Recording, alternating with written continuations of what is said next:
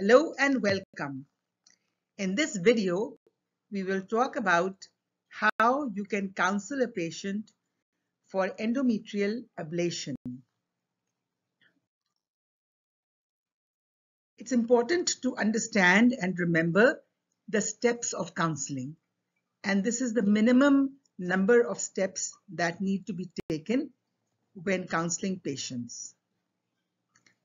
So let's start with one stage at a time. How do you develop a client-clinician relationship? It's important to be respectful and polite, and even more important, to listen carefully to the patient and answer specific questions.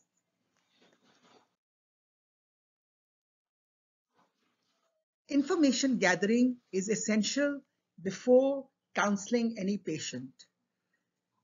Perhaps this patient has previously been coming to the clinic, so you need to confirm with the patient about all the communication that has happened in the past visits.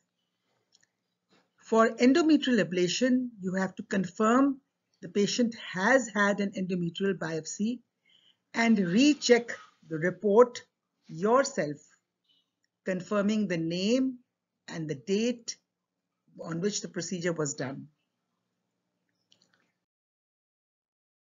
We then move forward to the next stage, in which we help the patient to understand the procedure. So there are a number of questions that come to mind regarding this procedure. For example, what is endometrial ablation? How is it done? Are there any requirements that need to be fulfilled before performing the procedure? What is the advantage of this procedure? What are the complications? And in which situation it cannot be performed? And what if the procedure fails to give relief? And can a woman become pregnant after having endometrial ablation? So the first question that comes to mind is, what is this procedure? What is the meaning of endometrial ablation? You must try to use simple words and non-medical words which can be easily understood by the patient. So we have to explain to the patient that endometrial ablation is a procedure in which the lining of the uterus is thinned out. This treatment will not stop menstruation or the menstrual cycle, and the patient will continue to have it on a regular basis. However, the bleeding will be reduced to either a normal flow or even a lighter flow than her normal flow.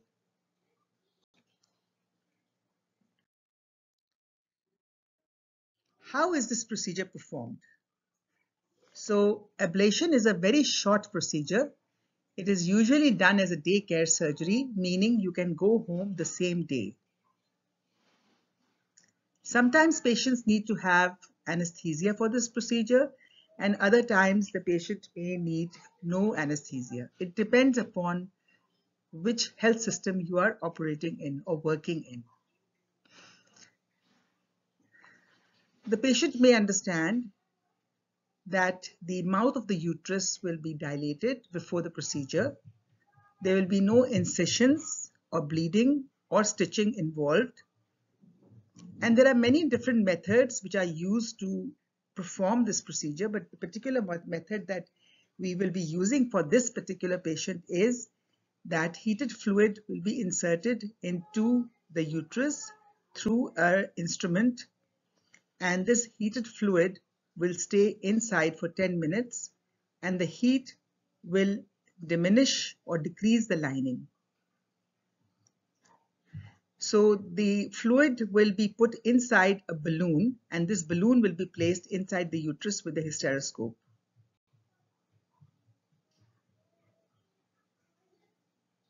And the heat inside the fluid will then minimize the lining of the uterus.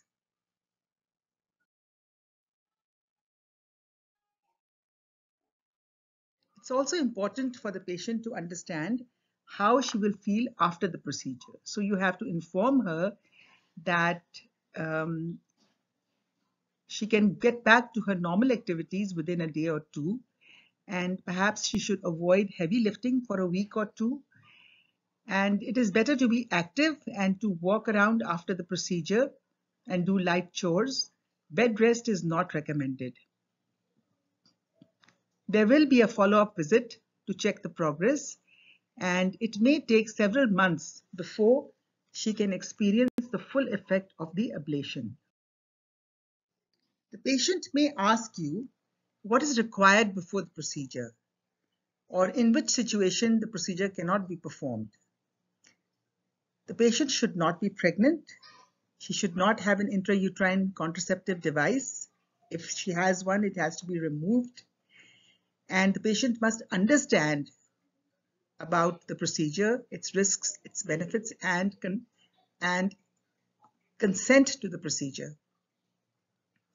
It is also important to have a biopsy from the lining of the uterus to confirm there is no abnormal cells which are either cancerous or which are leading to cancer.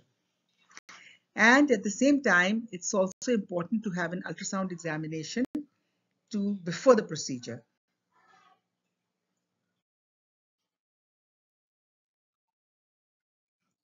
So a very common question may be, what is the advantage of this procedure?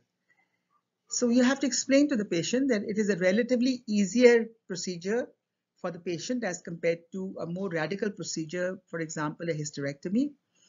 And in the majority of cases, women with heavy bleeding are first treated with medications. If the medication does not control the flow of the menses, then endometrial ablation may be used. And it is used to treat many different causes of heavy bleeding. Other advantages include the fact that there are no incisions and there is no long periods of recovery after the procedure. The patient's hormonal levels are not affected, and she will continue to have normal hormones in the body and the normal effect of the hormones on her body tissues. And if supposing the treatment is successful, then she will not require any further medications to control her heavy periods. And she will be retaining her uterus and her pelvic organs after the procedure. It is very, very important to discuss complications with the patient, because if patient does indeed have complications, then this may mean going in for more procedures or going in for more prolonged stay in the hospital, which would obviously mean greater cost for the patient and for the family.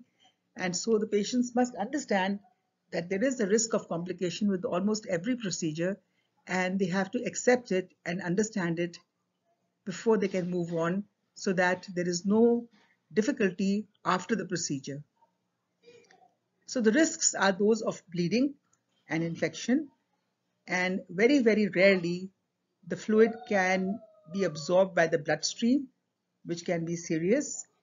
And the doctor will have to very carefully check and make sure that the instrument is working properly and that they have the expertise to perform this procedure. So the hospitals must ensure that doctors who are doing this procedure for patients are properly credentialed and properly trained for this procedure.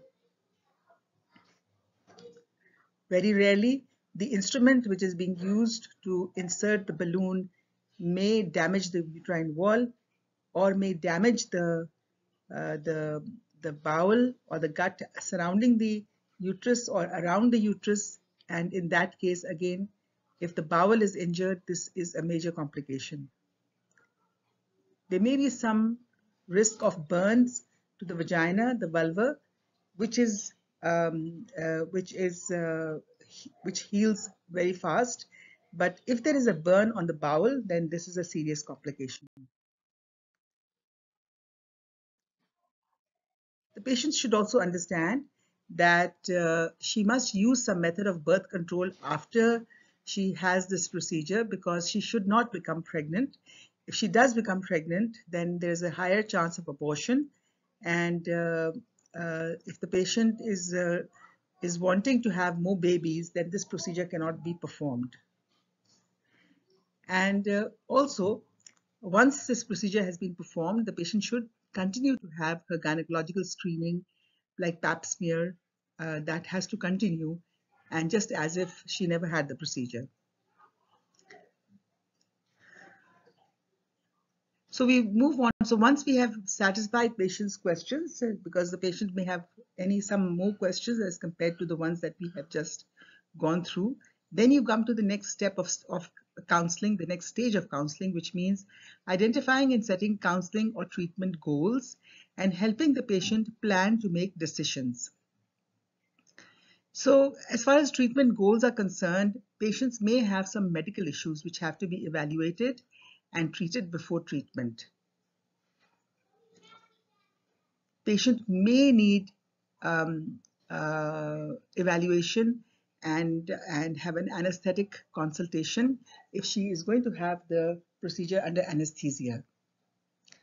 The patient should freely give her consent for the procedure, and financial counseling will be required because a lot of patients in our country are paying out of their pocket, and so they must understand what this treatment will entail in terms of cost.